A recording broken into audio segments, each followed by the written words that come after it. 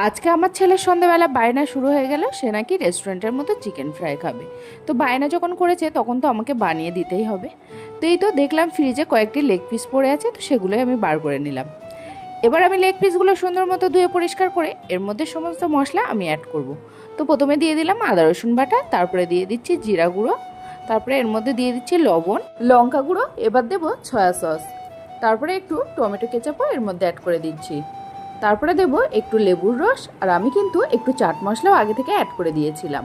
তো এটাকে খুব সুন্দর মতো আমি এটাকে মাখিয়ে তারপরে কিছুক্ষণের জন্য ম্যারিনেট করে রেখে দেবো। আমি এটাকে আধা ঘন্টার মতো ম্যারিনেট করে রাখবো।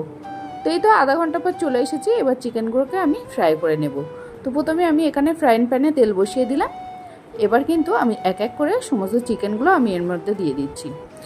এটাকে প্রথমে কিন্তু একদমই লো ফ্লেমে ভাজতে হবে, তারপরে হাই ফ্লেমে দিতে হবে। তো আমি এখানে 10 মিনিটের মতো লো ফ্লেমে দিয়েছিলাম, এখন কিন্তু এবার হাইটে বেজে নিচ্ছি। তো দেখো ফাইনাল লুকটা কতটা সুন্দর হয়েছে। তো আজকের রেসিপিটা তোমাদের কাছে কেমন লেগেছে অবশ্যই কিন্তু কমেন্ট করে জানাবে।